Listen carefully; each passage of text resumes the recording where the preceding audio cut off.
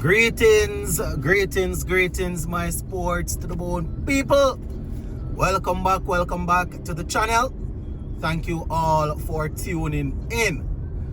Alright, my people. So, I have a couple of things to talk about, because the World Cup, it is up and running. And I know that quite a few people were anticipating some huge totals, especially with a lot of the players coming from the IPL. But it doesn't seem as if the pitches will allow for that. We saw a game yesterday between South Africa and Sri Lanka, and I must say, seems as if the pitch that they were playing on, they had a lot of gravels and potholes and stuff on it. We're going to talk about it a little bit. Plus, we're going to talk about Gayle Bishop, giving his opinion on Nicholas Pooran. Chris Gayle also talking about the West Indies team. And we have a couple of other things to touch on, my people. So give a listening ear until the end. Let me know what you all think in the comment section. Remember to leave a like, leave a comment. If you have not yet subscribed, remember to subscribe to the channel. Alright, so let us talk about the pitches first. So we have seen a couple of low totals so far. Teams going out there and not being able to really consistently put the ball over the ropes or into the boundary. And I know that when it comes on to T20 cricket, most people get the excitement from six hitting. And so far we haven't really had much of that. But it is still early days. It's still early days yet. So, we are hoping that we will see the batsmen teeing off. But I say because sometimes, man, the batsmen need to be challenged. You understand? As I said earlier, quite a few of them coming from the IPL, where they got some pitches where the bowlers weren't assisted any at all. And it seems as if they were just throwing down the ball, giving the batsmen pure 200 and had total. On these pitches, we see the batsmen having to be very, very smart and having to work for their runs. If you watched the game between West Indies and Papua New Guinea, you would realize the batsmen, they had to work for their runs. Even somebody like a Nicholas Pooran, who would just come and dominate the bowling, he was removed for a runner ball 27. You understand? Raston Chase was the one that stayed there throughout, and in the back end it seemed a little bit easy to him. And he even said that, that is what he realized that he had to do. Get in and then try to capitalize in the back end. But so far, that is what we are getting. That is what the pitches are actually offering. Now, in the game yesterday between South Africa and Sri Lanka, the South African bowlers, they bowled well, they put the ball in the right areas. And the Sri Lanka batsmen, some of them bowled some of them played some really silly shots. But watching the game and seeing Sri Lanka getting bowled out for 77, I must say that the pitch, it was really assisting them. It was really helping.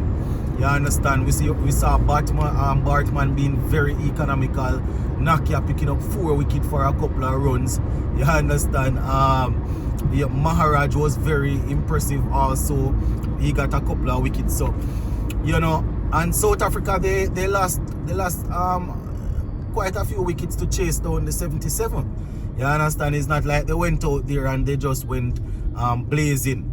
And you guys will remember that they have guys like Quinton de Kock. They have Klassen on their team. Markram, all of these guys coming from the IPL that they are known, David Miller, they are known to just slap the ball out of the park. You understand? That wasn't the case. The Sri Lanka spinners, especially they were bowling well, Asaranga, you understand, but the pitch was helpful. So this is why I'm saying that you know, I see where the cricket world already start complaining that right now it seems as if these pitches, especially the one that they played on in New York with Sri Lanka and South Africa, I see people saying that they're not too sure what to think about the pitch. What I will say is that, you know, so it's good when we're watching and we see 200, or 195 and teams getting close to it, but we have to sorry for the bowlers sometimes, man, because sometimes the bowlers come and they work so hard and they are getting nothing out of the pitch, you know. Not saying that in a World Cup we don't want to be entertained, because 6 hitting is what a lot of people consider to be entertainment. But sometimes it's good, even though it's T20, to have a nice little balance. You understand? Have a nice little balance going on there. So it was good to see. I never say good to see the batsmen. Not say good to see them struggling, but good to see them fighting and looking to bring their team across the line. Even though we're talking about a total of 136, 77 and stuff like that. You understand? Uganda, I didn't actually watch the game, but I saw where Uganda and Afghanistan, they went up against each other, and Afghanistan at one point they were 150 without loss after 15 overs, and Uganda, they only gave away, I think it was 21 or something like that, 20 odd runs in the last 5 overs. You understand? So some brilliant death bowling. And remember, Uganda is who we have next.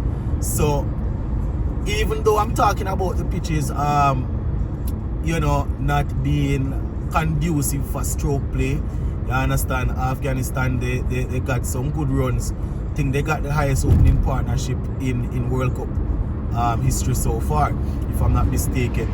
And you know, it's good to see that the Uganda bowlers, when the batsmen would be looking to tee off, they were able to pull it back and not give away too many runs. So it's going to be very interesting to see how West Indies will do against the Uganda team on the 8th when we go up against them.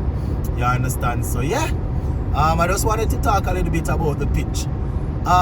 Now let's talk a little bit about Ian Bishop. So prior to us playing our first game, I didn't get a chance to cover it. You understand? Ian was talking about the West Indies team, and you know, he was saying that he's definitely looking forward to seeing Nicholas Pooran controlling games. And he was saying that he's not the only one. A lot of people will be looking forward to seeing that, because you know, he has matured, and he has matured internationally and also where franchise is concerned. So he's somebody that they're looking forward to seeing out there, really leading from the front. You understand? Saying that he's playing well as a lead batsman. So this tournament, we're expecting to see a lot from him. We will see. You understand? I am one of them that is expecting him to score runs also. But we see how the pitches, well, we only play one game so far, West Indies that is. And you know, we saw how it looked. We know Pooran is a man that like to go hard from ball one. So let us see how he will adapt to the conditions here, because you know, he's one of them coming from the IPL that would be used to that would be looking to really score quickly. But you know, let us see how the pitch, how he will adapt, and how his game will how he will adapt his game to what's happening. You know, he's highly thought of, my people, especially for this World Cup. I mean, former T20 superstar Chris Gayle, you know, he spoke about Pooran also. He spoke about the team in general. You know, he was saying that Pooran is definitely the man that they are looking forward to seeing out there. You know, he also said with Rutherford and Russell and Shepherd and Brandon King at the top doing well. Also, you know, it's a well-balanced team, is what Gayle is saying. So the good thing is that if the team is well-balanced, that means that if the power hitting is not coming off, then the guys that are the other guys should be able to play some good cricket shots and and help us across the line in the games that we are having an issue with power hitting. So, you know, that is what the universe boss is saying in terms of the team being well balanced. And just before we go, I was looking at something on ESPN Quick Info website, and I see where the winners of the World Cup, they will get at least 2.4 million US dollars, based on what they are saying, at least 2.4 million US dollars. I know winning that as a team right now, it doesn't seem to be a lot of money for the players that are taking part in the IPL. You understand? Well, the players that are usually in the IPL. You know, but still a good little change there to take home from a international event. So yeah, just wanted to touch on that a little bit, my people. Gonna leave it right here for now. Hope you all let me know what you think in the comment section, and we will touch base again soon. Bless up.